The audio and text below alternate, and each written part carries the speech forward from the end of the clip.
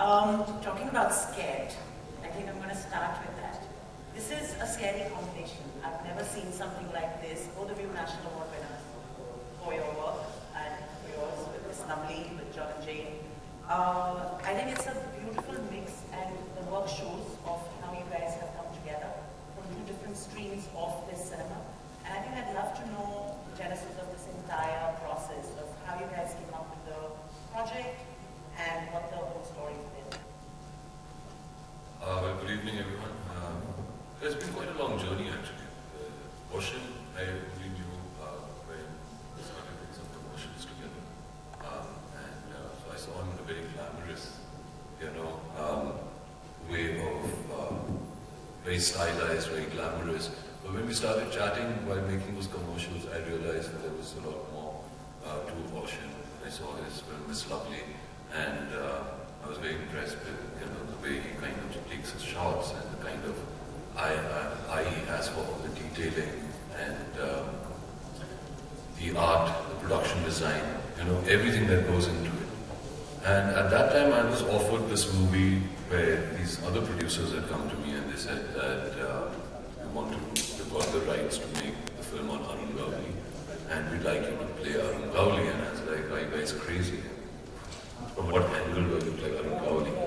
And but I said, okay, it's interesting, and I started reading about Arun Gowli. I didn't know much about it, and I found it quite fascinating as a character.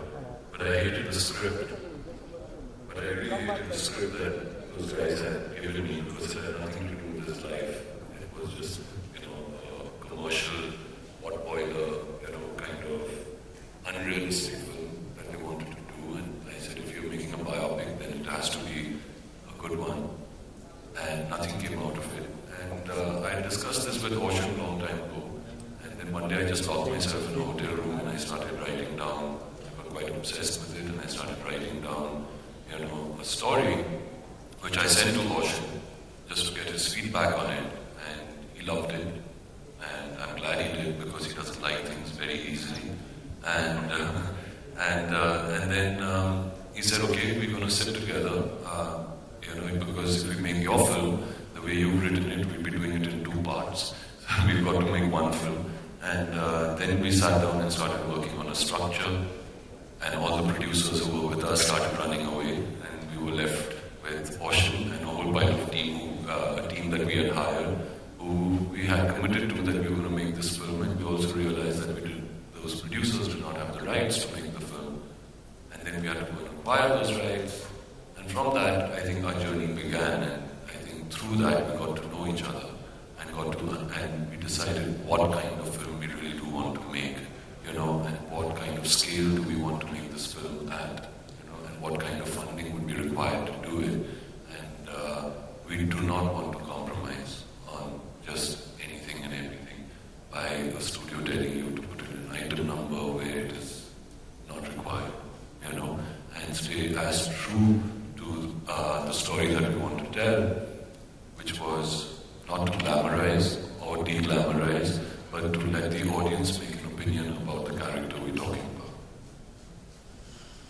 about. Yeah, I think that's more or less the way things came about. It was quite accidental, and I think the accidentalness of it, maybe neither of us thought about it that much, beyond a point. And I think once we started working, we discovered that there was a chemistry, because I've come from a particularly anti-industry stance. Arjun comes from a very different space. But I think we had a lot of respect for each other's understanding of the subject matter. I think one of the things that I said to him up front is that I don't want to make a typical film. And he said to me, I don't want to make a typical film. So I think we were already on the same page when we started the project. And I said, I don't want to do a hero kind of thing, and I don't want to make a Bollywood gangster movie. I want to get into the period. I want to get into the atmosphere. I want to do it in a way where it's never been done before, And it's a risk. It's a big film. There are always typical ways of making a gangster movie. This one doesn't do any of that. I'm talking even internationally, the way you light the gangster, it's like a top light kind of shot. There's a certain way. I've avoided all top light in this film. There's no top light. There's none of that classic Marlon Brando kind of lighting. So just the whole approach of the film is very different. And I have to say that I never expected him to come with me all the way, and he really did. So I think that's the best kind of collaboration there can be. when you actually work. And I think one of the biggest things for me was the fact that he had already engaged the writing. He had already engaged the process of thinking about Gauli as a character before I came on. So when I came on, I already knew that this guy's in it. It's not like just an ego project. He was already committed to the idea of who this character is, how he sits, how he and I that kind of commitment I didn't expect, and it's really rare. And for me, then when you see that, you want to work with somebody like that, I think. Yeah. That's great. I mean, I didn't know you wrote this. So, I mean, the teaser looks like there's a lot of research that's gone in every detail. But when you started researching, what were basically the avenues for you to research this character who's very much alive? I mean, it's the time of biopics, whether it's Dhoni or Neerja, but this is very different. And if I hear, this is not a biopic and not a gangster film, but it's something in between. It's a story. How did that process go? Yeah, so the research was a lot, and if I talk too much about it, most probably I'll end up in jail. So I shouldn't. But yeah, you have to go to where this world is. You have to go and you have to find the people who belong to this world, and talk to them. That's what we did. And of course, you had to get the rights and the permissions from the family.